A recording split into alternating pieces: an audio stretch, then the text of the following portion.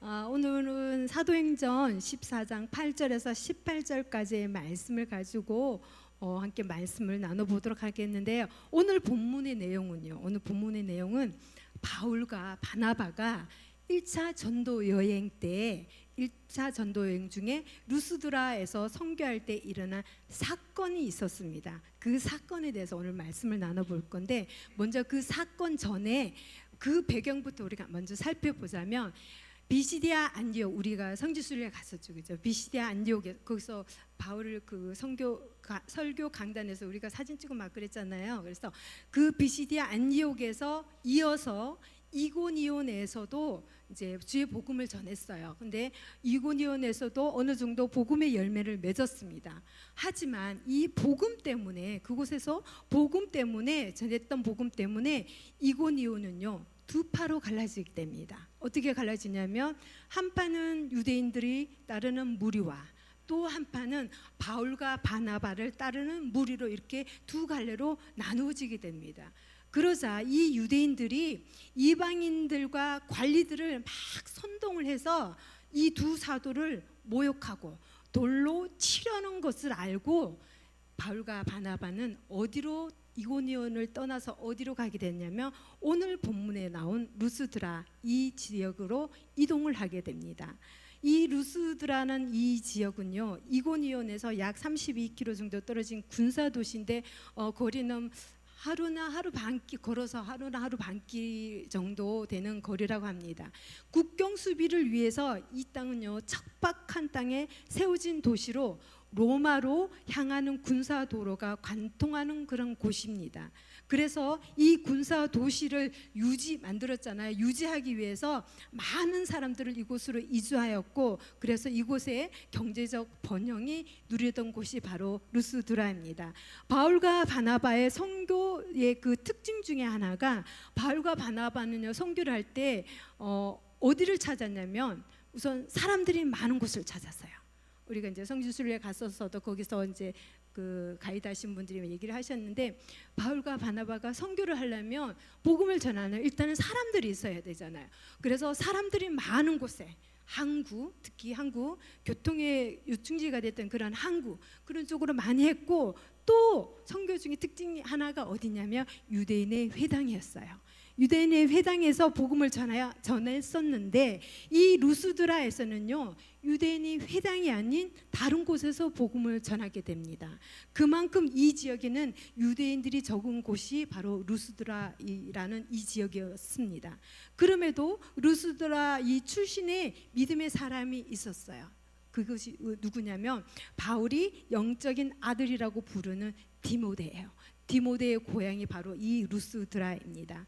오늘 본문에 이 루스드라에서 복음을 전할 때 놀라운 사건이 일어났습니다. 여러분 읽으면서 혹시 감지를 하셨는지 모르겠는데, 바울과 바나바가 루스드라 지방에서 복음을 전할 때 한 안진뱅이를 만나게 됩니다. 8절에 보면요, 루스드라에 발을 쓰지 못한 한 사람이 앉아 있는데 나면서 걷지 못하게 되어 걸어본 적이 없는지라. 안진뱅이 그 특징을 세 가지나 얘기해요. 발을 쓰지 못하는 그 한 사람, 나면서 걷지 못하게 되어 걸어본 적이 없는 사람, 이 사람을 만나게 됩니다.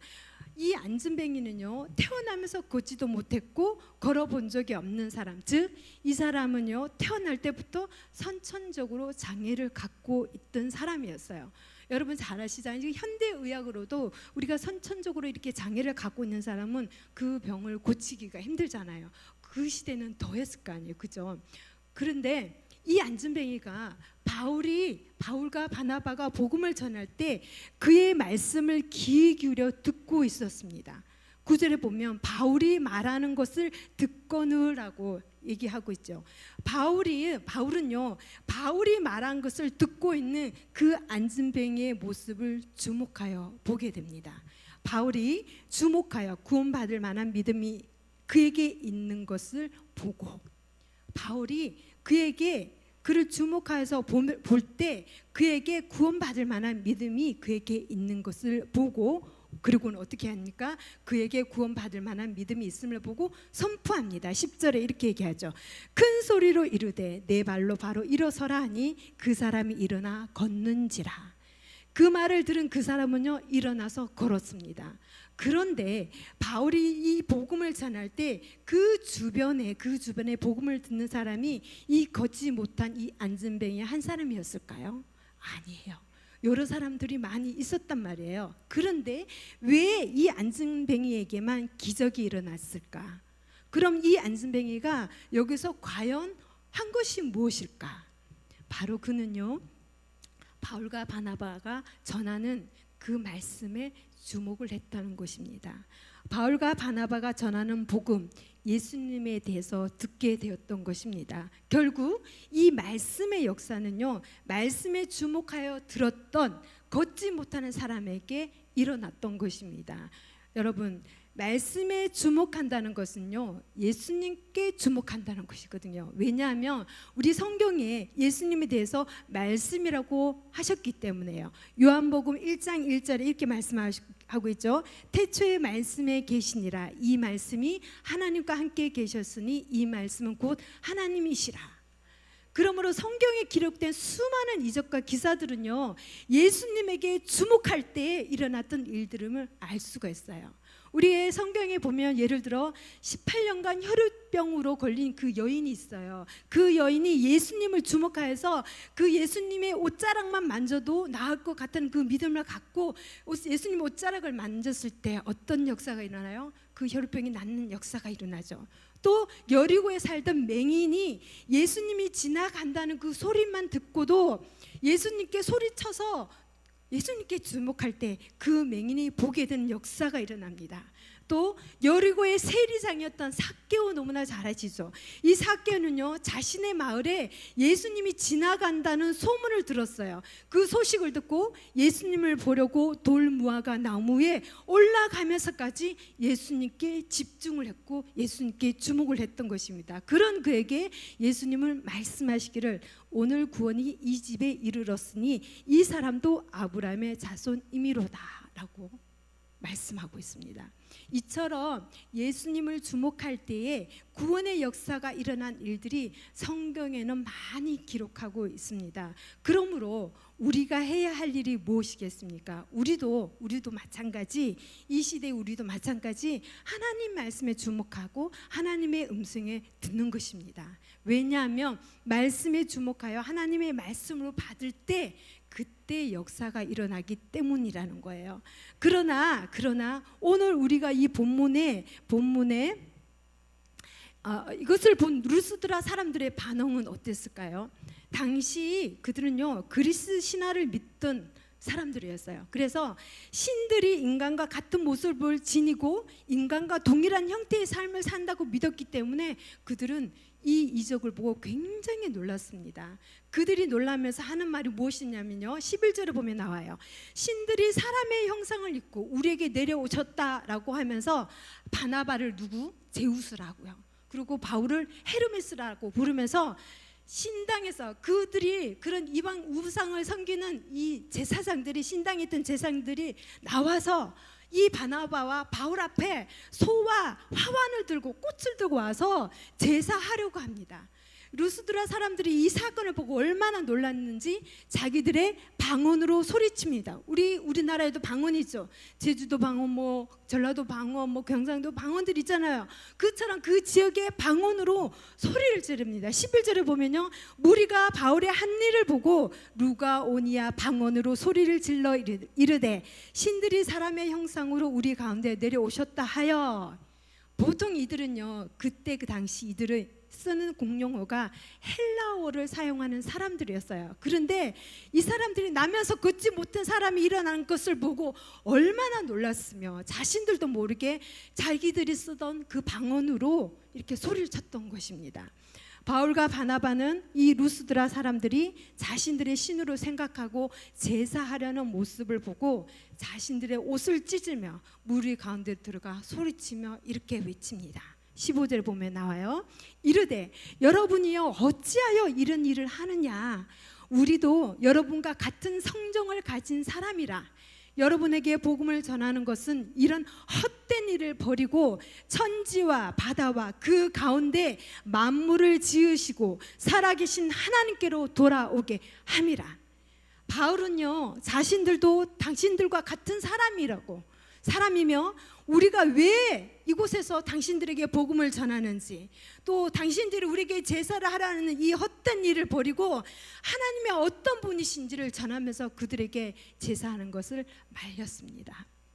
이들은 바울을 통해서 안진뱅이를 고친 하나님을 바라보는 것이 아니라, 이 루스드라의 사람들은요, 바울을 통해서 바울과 바나바의 그 복음을 들었던 이 안진뱅이를 고친 하나님을 바라본 것이 아니라 그저 바울과 바나바가 놀란 이적을 행하는 모습을 보고 그 일은 오직 신들만이 할 수 있는 일로 여기고 바울과 바나바에게 주목하여 제사를 드리려고 했던 것입니다. 우리가 사도행전에 보면 오늘 말씀과 유사한 안진뱅이를 고친 사건이 또 하나 있습니다. 사도행전 3장에 보면요, 베드로와 요한이요, 성전에 기도하러 올라갈 때 성전 미문에서 구걸하던 안진뱅이를 일으킨 사건이 나옵니다. 사도행전 3장에 나와요.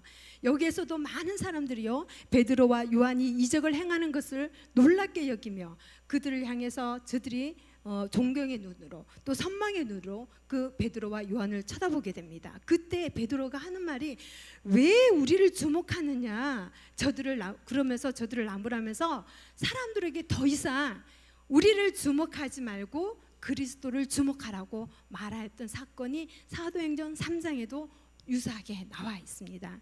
지금 이 시대에 우리의 모습을 돌아보면 때론 이 루스드라 지방의 사람들과 똑같이 세상의 헛된 것을 추구하고 하나님의 그 일하심을 바라보지 못하여 하나님의 영광을 올려드린 것을 놓치고 살지 않는지 생각을 하게 됩니다. 우리는요, 환경과 상황과 사건들이 변화와 역전되기를 모두가 원하고 바라고 소망하고 있습니다. 그럴 때 내 인생의 이야기를 지금 만들어가고 계시는 분이 누구셔요? 하나님이시잖아요. 그리고 지금까지 그 이야기를 이어가고 계신 분도 하나님이시기 때문에 우리는요, 상황과 어떤 현상만을 바라보고 변화되기를 기대하는 것이 아니라 오직 하나님만 바라보며 그분이 하실 일들을 기대하고 또 기다리며 나아가야 될 줄 믿습니다. 우리가 주님을 바라보고 주목할 때 내 삶은요, 주님의 역사가 되는 줄 믿습니다. 주님의 그 역사 안에 하나님께서 일하고 계신다는 거예요. 우리를 통해서요. 변화의 역사는요, 말씀이신 주님께 주목할 때 일어난다는 것을 여러분 분명하게 기억하시길 바랍니다. 또 출애굽기 34장 29절에서 35절의 내용을 보면요, 어떤 내용이 나냐면요, 모세가요 40일 동안 시내산에 머물면서 두 번째 받은 십계명을 받아서 내려온 모세의 모습을 볼 수가 있습니다. 그 전에 32장에 보면은 모세가 첫 번째 십계명을 받아서 내려왔을 때 32장에는 어떤 사건이 있었냐면, 이스라엘 백성들이 아론 제사장으로부터 비롯하여 무엇을 만들었냐면 금송아지를 만들었어요. 그래서 금송아지를 숭배한 사실을 알고 모세가 어떻게 해요? 화가 나서 그 돌판을 깨트린 사건이 있습니다. 그래서 이 모세는 다시 시내산에 올라가서 하나님과 다시 한번 언약을 맺고 그 두 십계명을 받아 내려옵니다. 모세는 이 두 번째 시내산에서 40일 동안 머물면서요, 두 번째 십계명을 받기까지 이 40일 동안 그 시내산에서 머물면서 그 모든 과정을 금식하며 행했습니다. 물도 마시지 않았어요. 여러분, 40일 동안 우리가 하루만 다이어트 한다고 하루만 굶어도, 한 끼만 굶어도 얼마나 힘들어요, 그죠? 근데 하루를 굶더라도 우리가 물을 안 마시면 얼마나 힘들어요. 그런데 모세는 40일 동안 물도 마시지 않고 금식하며 행했다는 것입니다. 그런데 놀랍게도 모세가 산에서 내려올 때 그의 얼굴이 초췌하기는커녕 오히려 광채가 났다고 분명히 말씀하고 있습니다. 이는 하나님과의 깊은 교제의 흔적이고 하나님의 영광의 빛이 그에게 임했음을 상징하는 것인데, 그러나 정작 모세는요, 자기 얼굴에 그 광채가 나는 것을 알지 못했어요. 그래서 하나님의 영광과 백성들을 위해서 중보기도하느라 얼굴에 관심을 두지 않았기 때문에 자기 얼굴에 광채가 나는 것을 알지 못했습니다. 또한 이 모세는요, 얼굴에서 나는 광채 때문에 백성들이 모세에게 가까이 가기를 두려워했어요. 두려워했어요. 그래서 어떻게 했냐면 수건으로 자기 얼굴을 가렸습니다. 이는요, 모세가 한 이 행동은요, 백성을 배려함과 동시에 자기에게 나타난 영광의 광채를 자랑의 도구로 삼지 않으려고 했던 것입니다. 자기 얼굴을 주목하지 말고 하나님의 율법 말씀을 주목하는 의미로 자기 얼굴을 수건으로 가렸던 것입니다. 하나님의 영광이 개인에 대한 숭배로 이어질 것을 우려한 이 모세는 정말 성숙한 신앙의 면모를 보여주고 있습니다. 성경은요, 오직 예수 그리스도만을 주목하라고 말씀하고 있습니다. 히브리서 12장 2절에 보면 믿음의 주요 또 온전하게 하시는 이인 예수를 바라보자.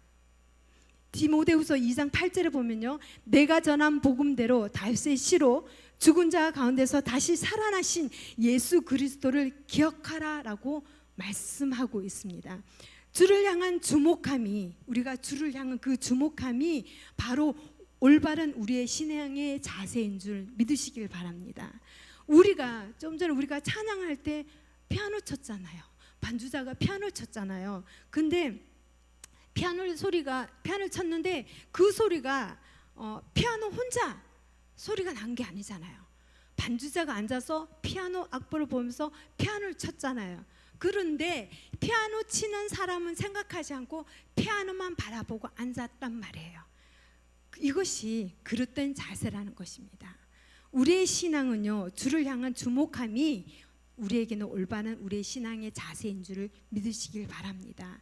모세가 자기 얼굴을 수건으로 가린 이유는요, 바로 이 때문이었어요. 모세는 자기의 영광을 구하지 않고 하나님의 영광을 구하는 이런 겸손함이 있었습니다. 사도 바울과 바나바가 그랬듯이, 또 모세가 그랬듯이 그들의 시선을 예수 그리스도께로 돌리게 함으로 자신들에게 쏟아지는 그 관심을 예수님의 이름으로 바로 전하고 높이는 데 사용했던 바로 믿음의 사람들이었다는 것입니다. 우리의 삶도 마찬가지로 내가 드러나고 내가 칭찬받을 일일지라도 그 영광을 내가 받으려 하지 않고 우리에게로 향한 시선을 누구에게로? 주님께로, 예수님께로 향하도록 우리의 손가락으로 주님을 가리켜야 됩니다. 그것이 나가 아니 우리의 손이 주님께로 향하여야 한다는 것입니다.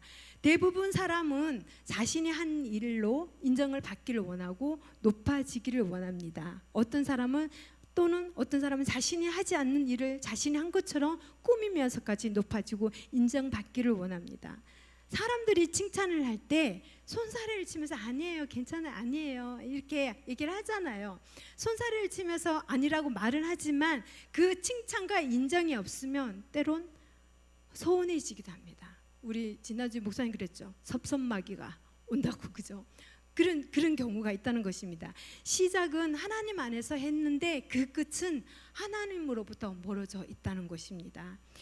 이단들이 있죠. 이단의 교주들이 있죠. 이단의 교주들도 마찬가지. 시작은 예수님의 이름으로 시작했지만 사람들이 자신에게 주목하고 영광을 돌릴 때 그 영광을 받으면서 하나님인 것처럼 행세하고 있다는 거예요. 사도 바울은 이렇게 선언합니다. 고린도전서 10장 31절에 보면 그런즉 너희가 먹든지 마시든지 무엇을 하든지 다 하나님의 영광을 위하여 하라라고 말씀하고 있습니다. 그렇습니다. 먹고 마시는 아주 사소한 일조차도 하나님의 은혜가 아니면 할 수 없는 게 바로 우리의 인생이라는 것입니다. 신앙의 사람은요, 먹고 마시는 이 평범한 일상조차도 하나님의 크신 은혜임을 고백하며 사는 사람들이에요.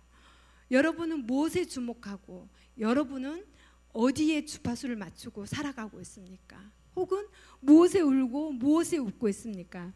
풍성하고 기름진 만찬을 먹어도 화를 내면서 불평하면 행복하지가 않아요. 그러나 배고픈 사람에게 이 김치 한 조각으로 따뜻한 밥을 한 그릇 먹으면 그것으로 행복해야 합니다. 이것처럼 그래서 행복은요, 객관적인 것이 아니라 지극히 주관적인 것이라는 거예요. 신앙생활을 한다는 것은요, 하나님께 주파수를 맞추고 하나님의 뜻을 바르게 알아서 하나님께서 원하시는 것을 이루어 드리는 것입니다. 하나님의 말씀을 따라 살아가면 바로 거기에 하나님께서 약속하신 진정한 삶과 보람과 행복이 있음을 믿고 따르는 것입니다. 우리는 무엇을 위해서 또 어디를 향해 주목하고 살고 있는지 돌아보는 삶이 되기를 주님의 이름으로 축복합니다. 이제 하반기가 벌써 시작이 됐죠. 그러고 보니까 이제는 다음 주가 이번 주일이 9월 달이에요. 그러고 보면 2024년도가 이제 4개월밖에 남지가 않았더라고요. 그죠? 4개월밖에 남지가 않았더라고요. 그래서 9월이 되면 우리가 다시 시작하는 것이 있죠. 꺼덕꺼덕하면서 다 알고 있어요. 그죠? 다 알고 있어요. 그게 뭐예요? 우리 잘 아시는 성경 일독 프로그램이 시작되는데 오늘 우리가 말씀드렸던 말씀에 힘입어 도전하기는 여러분들 성경 일독 프로그램을 통해서 하나님 말씀에 주목하시길 바랍니다. 네, 그래서 하반기에 주신 그 말씀을 통해서 영적으로 성장하는 시간이 되어서 이 한 해를 잘 마무리하는 그런 축복이 임하길 주의 이름으로 축복합니다. 우리가 바쁘게 살다 보면 소중한 것이 소중하게 보이지 않을 때가 있어요. 그죠? 놓치는 경우가 너무 많이 있어요. 그러다가 어느 순간 잠깐 멈추고 서서 바라보면 그때 새롭게 보는 것이 있습니다. 여러분, 매 순간 살아가면서 하나님 안에서 잠시 멈춰서 하나님을 향해 주목하는 가운데 그 위에 주시는 하나님의 위로와 또 평안과 축복이 충만한 삶이 되기를 주님의 이름으로 축복합니다. 아멘. 기도하겠습니다.